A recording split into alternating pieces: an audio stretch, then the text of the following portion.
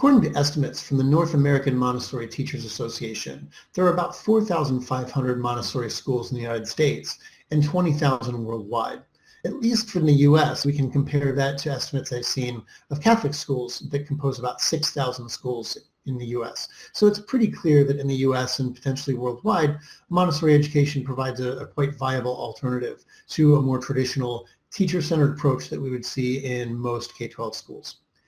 But not a lot of people are really familiar with the Montessori educational approach. In fact, it's quite detailed.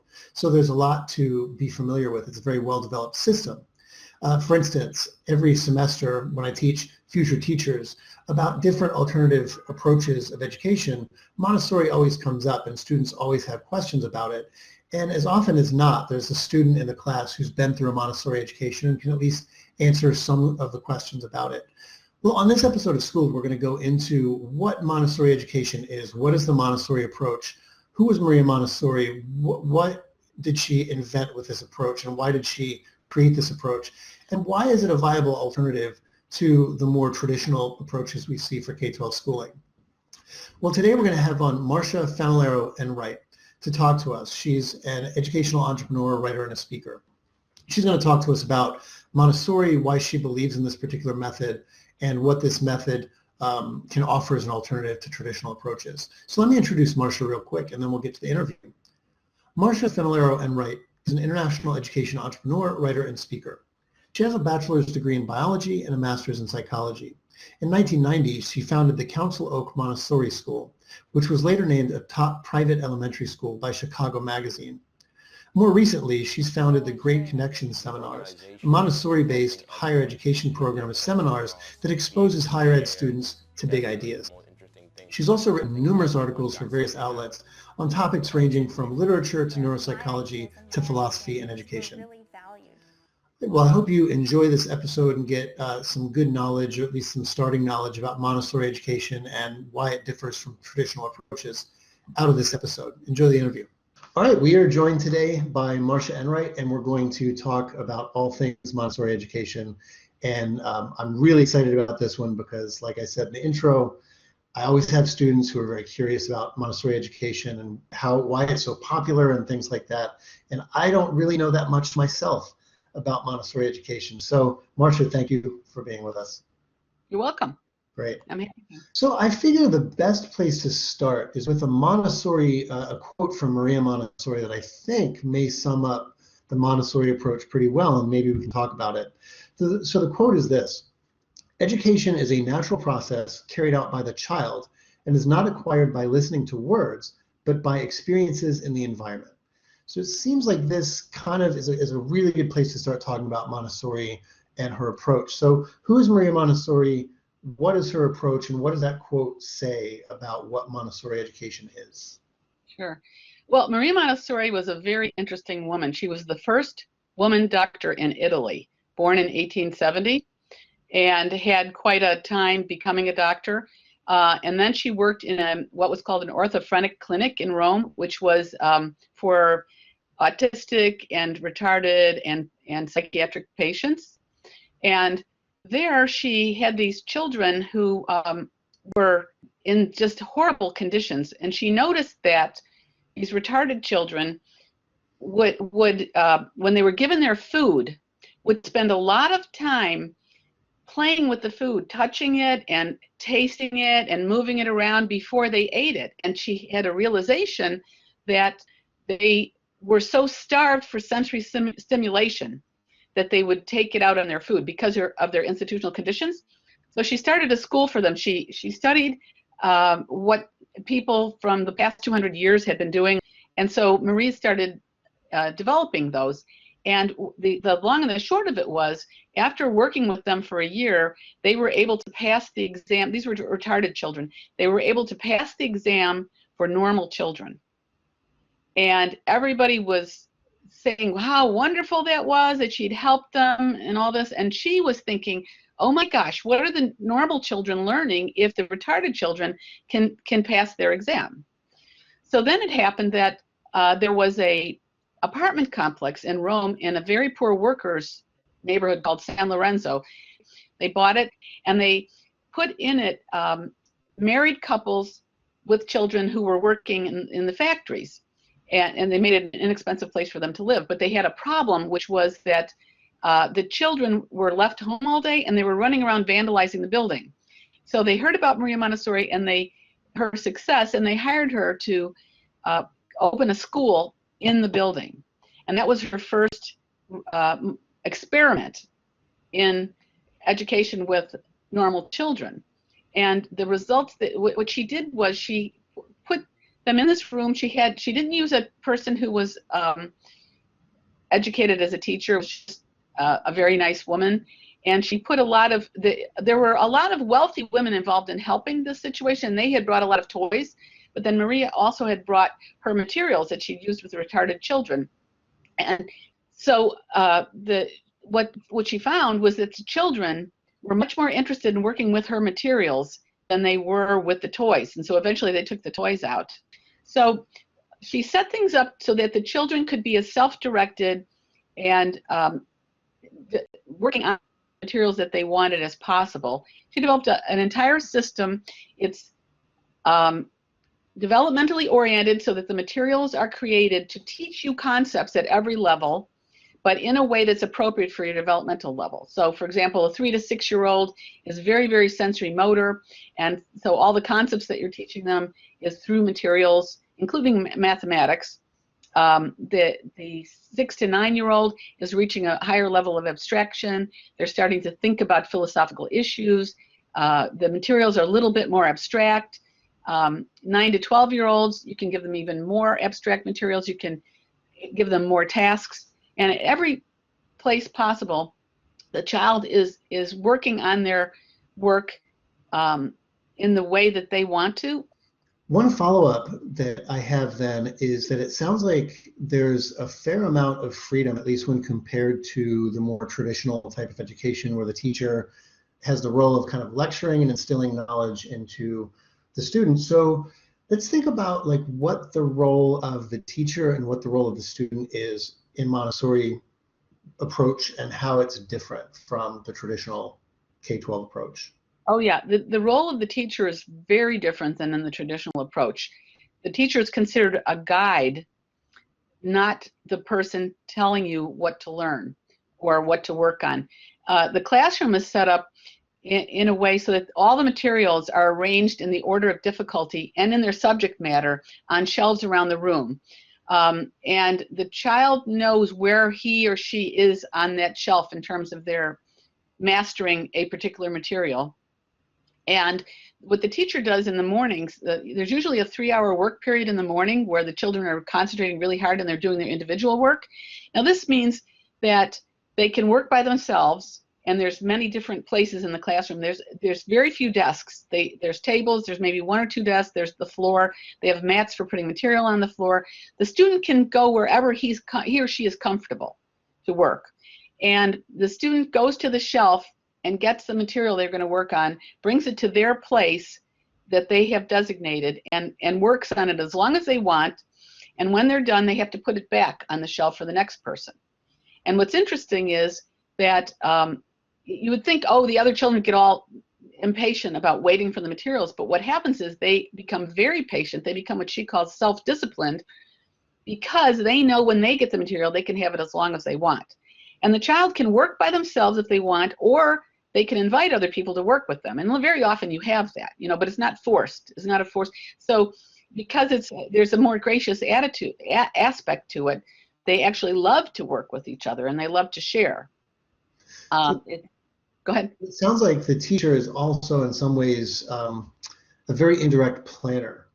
Yes. Will go on too, because the teacher's job is to order the materials and kind of figure out what the materials will be and then administer kind of the overall system. But beyond that, the teacher is a guide who's helping students maybe who need assistance, things like that. Exactly. And one of the things she does during the 3-hour work period, in every Montessori classroom, there's a teacher and an assistant. So the teacher is giving lessons in the morning. She gathers 3 or 4 students. She observes the students very carefully. She makes individual notes about each student. And then she figures out, okay, this student is ready for this material. This student is probably ready for this material. And she calls the ones that are ready to a small group lesson and demonstrates to them how to use the material in what we call a 3-period lesson. And she uses as few words as possible. So she demonstrates with the materials themselves, then she shows them how to do it, they practice, and then they have to show how they can do the material. And then afterwards, there's a lot of things on the internet now, both about the 3-period lesson and demonstrations of Montessori materials. So it's very easy to go and see how they're done, and with explanations too. But so at the end, the students who are in the lesson, they can work on that material or they can go on to something else. It depends on what they're interested in doing at the time. Okay. And the teacher's doing that during the morning, and the assistant is going around and helping the other students who are maybe having difficulty with the material, or they need help putting something away, you know, because these are little children and they're developing their motor skills and everything. So they might have trouble putting something away. If they drop things, for example, we teach mathematics with beads, where single beads are units, 10 together is 10, 20, 30, 100, 10 of those together are 100, 200, 300, and then 10 of the hundreds together are cube, and those are thousands. Well, if they're carrying their beads back to the shelf and they drop them, there's beads everywhere, right? But then the assistant would help them pick up all the beads because they're responsible for putting the material away the way they got it. Right. So it sounds like this is a lot also less formal than a traditional K-12 approach. So in a traditional K-12, you're moved up by grade levels. Everyone is, in roughly the same age, is in the same grade level, and then you take tests to demonstrate mastery.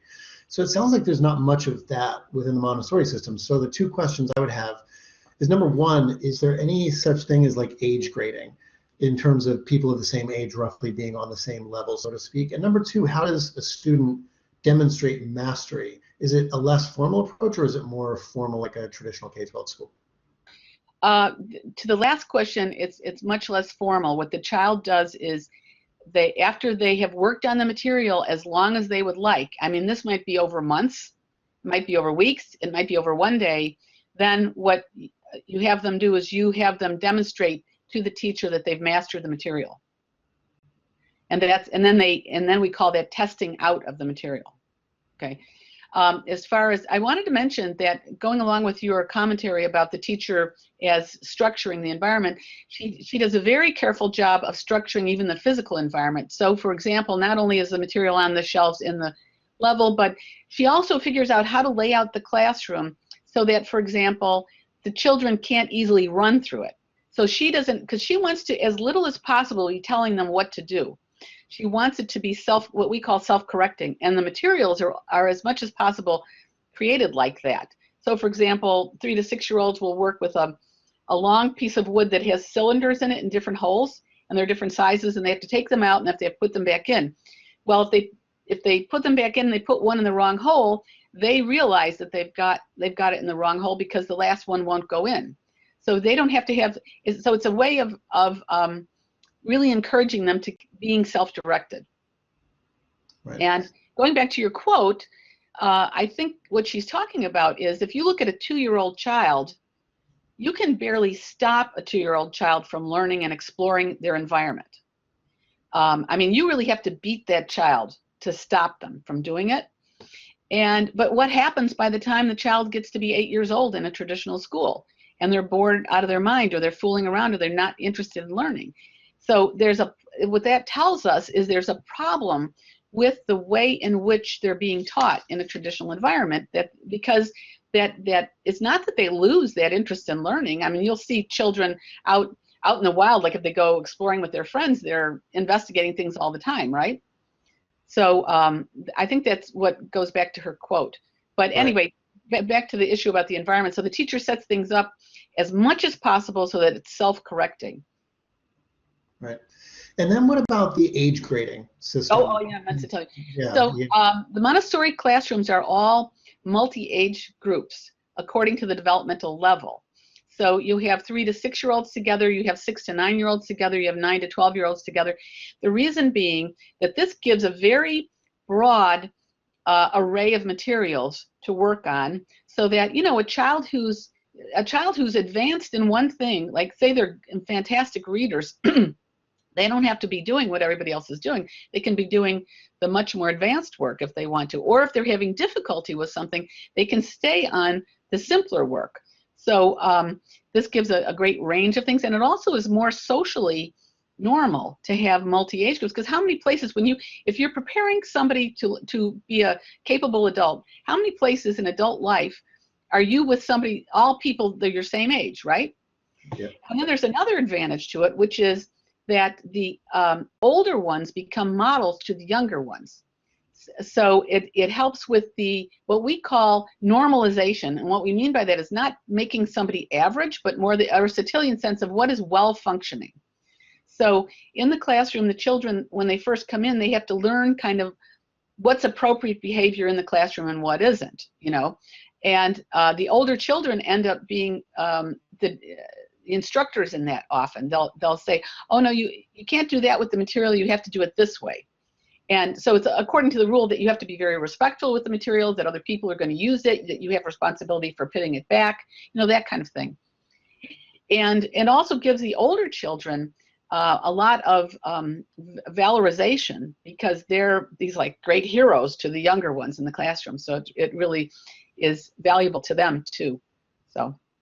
Yeah, it sounds like a very interesting model. And there are a few objections that I've heard to Montessori style education. And the first is fairly surprising, because when you look at, when you hear about the Montessori approach and kind of the more freedom it gives students relative to the traditional model, you'd think that it would be a certain type of progressive education. You'd think of, John Dewey being kind of really associated with an approach like this. But a lot of progressives did not like the Montessori approach. They thought it was too individualistic. They didn't think it gave enough, appreciation for kind of the group nature of how the classroom should be structured in their view. So what would you say to that criticism, that it puts too much emphasis on individuals doing individual work rather than kind of a group functioning as kind of an organic unit? Well, the ironic thing about that is that a Montessori classroom is one of the most beautiful communities you've ever seen. The children end up having incredibly close relationships with each other. And even though the children, like I said, think about it, human beings are naturally very social. So it's not like they're not going to socialize with each other, but they're guided to socialize in a very civilized manner with each other.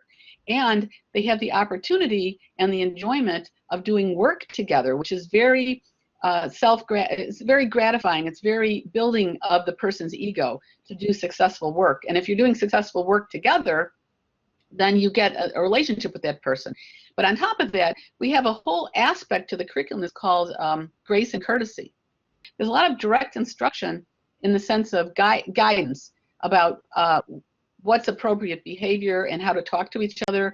And if children have conflicts, for example, we have a method called the Peace Corner, where they each they hold a globe, and the person with the globe gets their chance to talk, and the other person gets their chance to talk, and the teacher kind of guides them on the correct things to say to each other, so that they're not just calling names or something like that. They're expressing what they're really upset about. So, sure. So it both develops the individual, and it develops their skills in dealing with other people. Right. So the next objection that I often hear to the Montessori approach is almost the opposite objection, which is from a more conservative side, which would say that there's too much freedom here. So maybe the idea would be, okay, yes, school is a place to learn about, learn content and things like that, but it's also a place to learn how to kind of do things that maybe you don't want to do, and how to not kind of give in to every impulse you have, which is why there needs to be external order and discipline in a classroom. So what about that? Because I assume that most people who would walk into a Montessori system who are used to a more obviously ordered looking classroom would kind of feel like, wow, this is chaos. So what about that? Well, the thing is, that's not what they experience when they walk into a Montessori classroom. What most people, when they walk into a Montessori classroom, they're amazed at how hard the children are working and how much enjoyment they express in what they're doing. And I'll give you an anecdote for that. You know, running the Montessori school for 25 years, I got many, many letters from parents telling me, my child enjoys school so much that when he's sick, he lies to me because he doesn't want to miss school. So, yeah, right?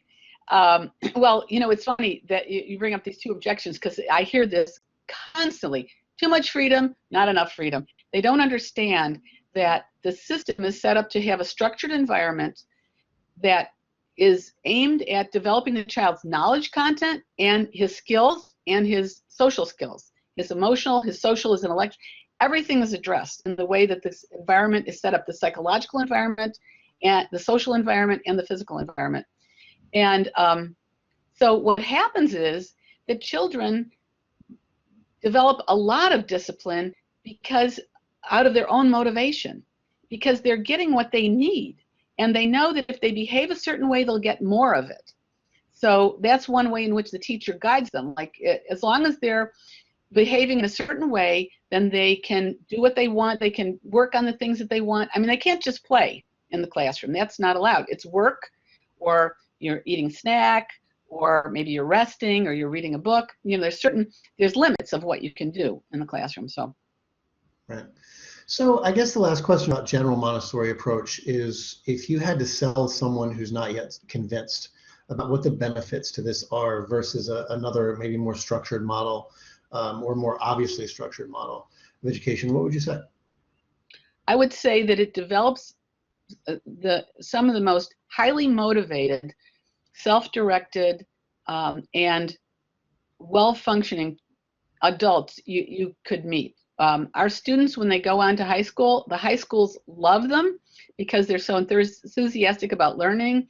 They figure out, you know, if it's a traditional high school, they figure out how to navigate that almost right away. They're very good with their relationships with other students.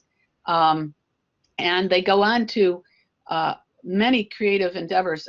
There was a study about 6-7 years ago by some business professors about top CEOs in the country and what their backgrounds were, and they were surprised to find out that many of the top creative CEOs had a Montessori education.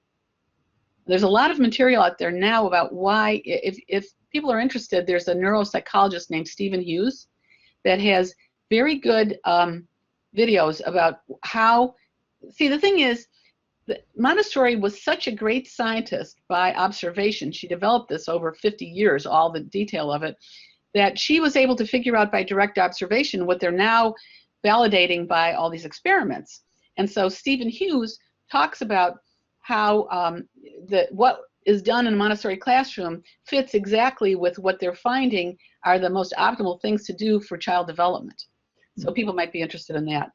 Great, great. And there's a great book called by a psychologist out of the University of Virginia, Angeline Lillard, who married into a Montessori family, and she was very skeptical because everybody in the family talked about Montessori almost like it was a cult or something, and she was very skeptical of that, and so she started researching it, and when she started researching all the details, she wrote a book called Montessori, The Science Behind the Genius, and she goes into detail about how the methodology fits exactly with the research, and she became a convert in that respect, that she realized, oh yeah, it really does do what these people are saying. So I want to segue then into what you're doing now, which is the Great Connections seminars.